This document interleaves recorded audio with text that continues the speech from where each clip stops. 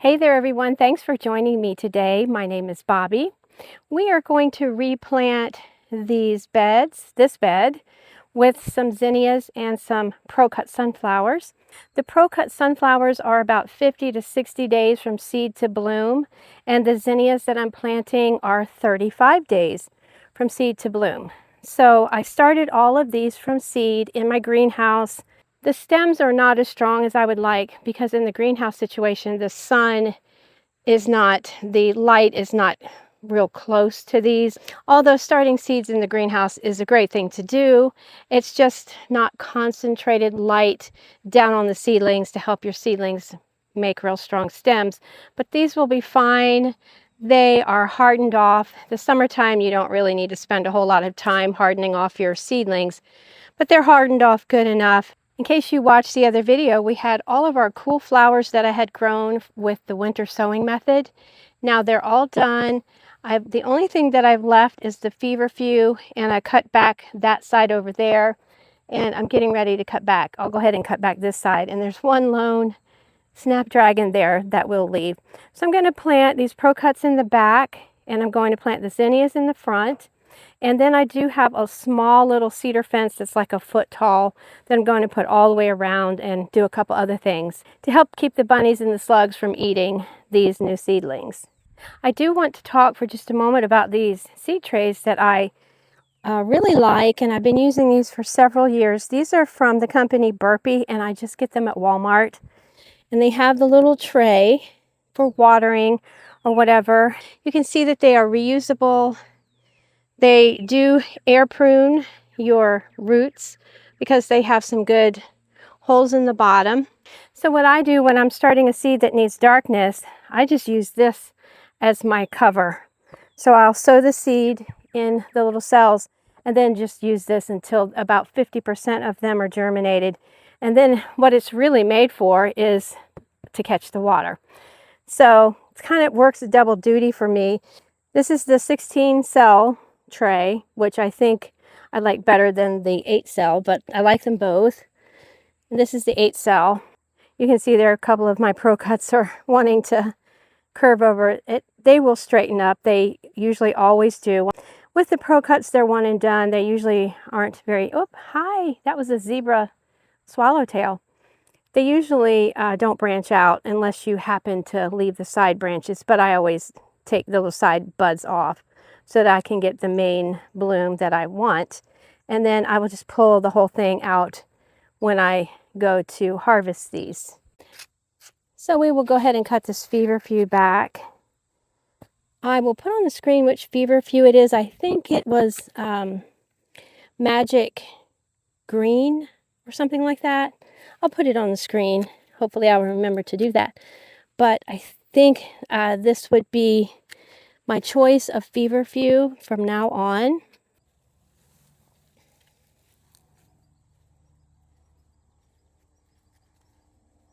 So to prepare these beds, I just put some leaf compost, some organic leaf compost. It's just bagged leaf compost that I bought at a big box store. I did that a couple of days ago just because that's what I was doing that day. So you saw me with my hoe just sort of mixing that in better.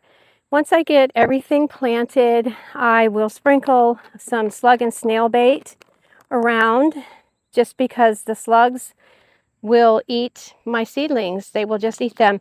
I will also spray them, and the gnats are relentless today. If you've ever wondered why I wear sunglasses like all the time, it's because of the gnats here in the Blue Ridge Mountains. So it's a trade-off. You have the beautiful mountains, but you do have to deal with the gnats. And then I'll be spraying this this liquid fence deer and rabbit repellent on them. Then I'll be putting around, I hope I have enough fencing, I'll be putting these cedar panels around. This won't keep a bunny out, trust me, but it's kind of, in my mind, it says it will. And they're decorative, they're cute, they will fade. These are cedar panels. They'll fade just that same color. So I know it'll be kind of a contrast right now, but they'll fade and look real cute. In case I didn't say, I did get these at Walmart as well. These are the Zinnia seeds I will be sowing. This is Zinnia carousel mix. It gets a height of 20 inches, which is really good. Days to bloom, it says 35 to 60, but we're going to really hoping that it would be closer to the 35 to 40 days. These seedlings are just a little bit over 2 weeks old. They germinated in about 4 days real quickly because it was really hot in my greenhouse. So they loved that. And these are just from a big box store. And usually I get all my seeds from either Johnny's, Roar's, or Select Seeds, the Gardener's Workshop, places like that. But I just wanted something quick and inexpensive to have the next succession of blooms here. And then we will be direct sowing some of this one. This is Giant Double Violet Queen. I've always loved these. They're not a true violet, they're more of a pink. Again, 35 to 60 days. These get a little bit tall, so I'll probably sow some of the seeds towards the back here after we plant these. Of course, I could do this entire bed by direct sowing. A lot of times, if you do direct sow the sunflowers, the birds, I don't know what it is, they are relentless, as well as the gnats and the bunnies. They will find your seedlings and pluck them right out or they will find the seeds and pluck them right out if you plant sunflowers. But I have done it. I have done it. I think I have a couple of videos. I do have videos where I have covered them with lightweight summer weight cloth and made I make my own hoops, and also with burlap, using wide weave burlap to cover the beds and just until they germinate. That's a great method. It works really well. I'm not going to use the burlap today. I mean, I'm saying all this, but I can't really because I'll be planting seedlings. So I'm just going to have to keep my eye on it. Hopefully the birds won't come and pluck these seeds out.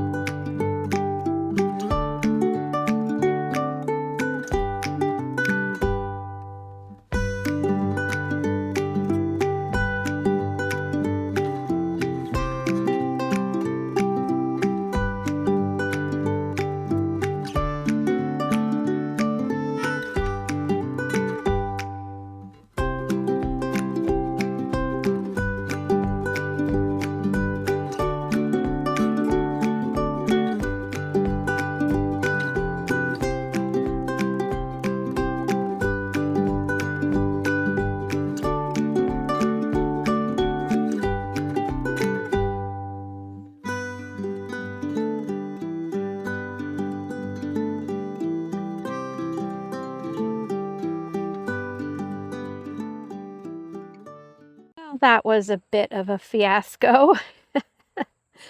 But amidst the gnats and the sun coming in and out, the thunder, the fencing not working out exactly like I had envisioned, we got them planted. And I decided to go ahead and give them the mist, as you saw me doing, just because they were wilting pretty quick.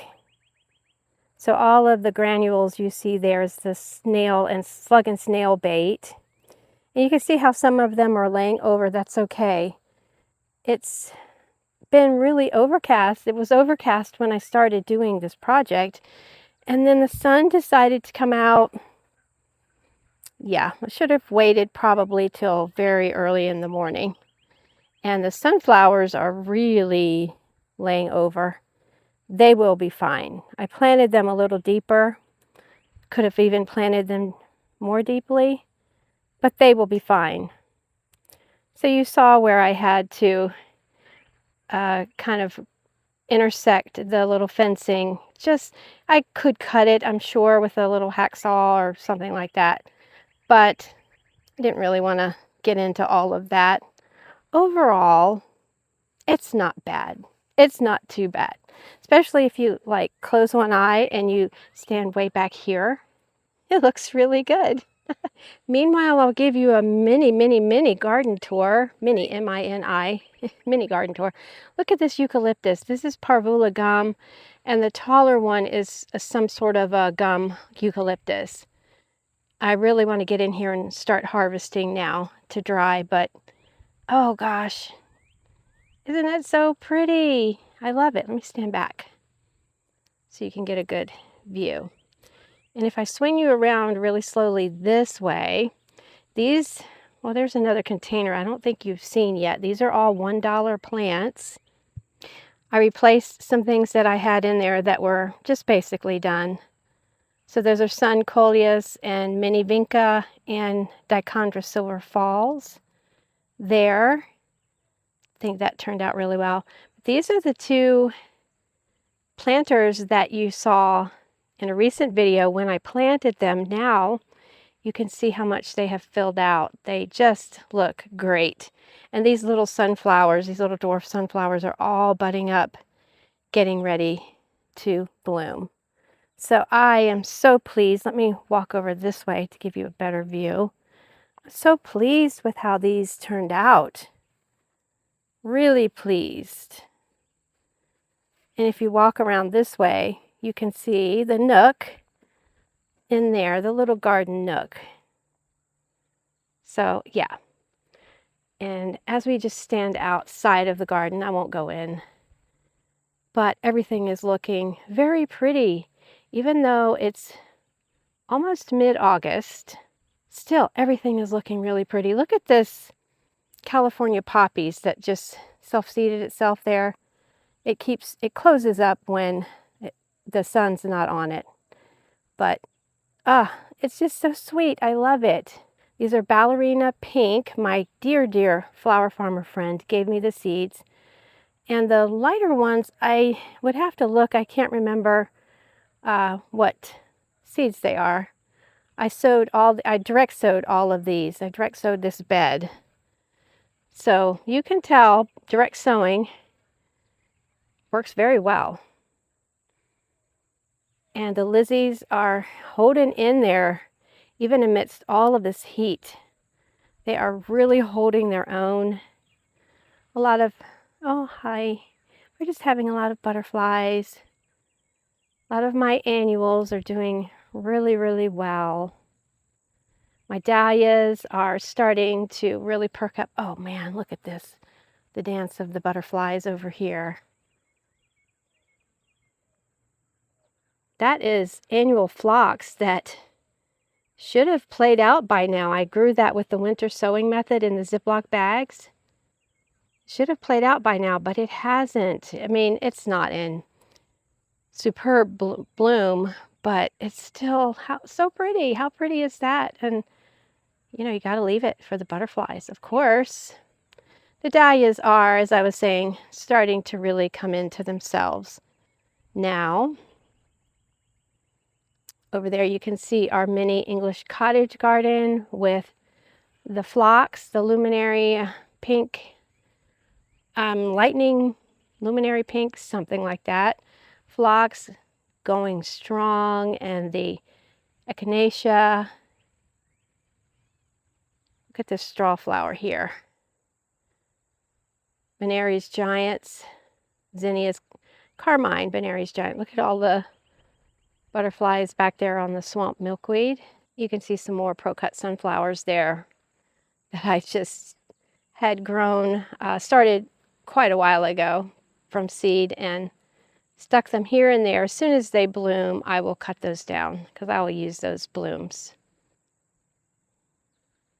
My little mini cutting garden, looking a little bit wild. Let me zoom back in. It's looking a little bit wild, but still. Oh, we're getting a show here.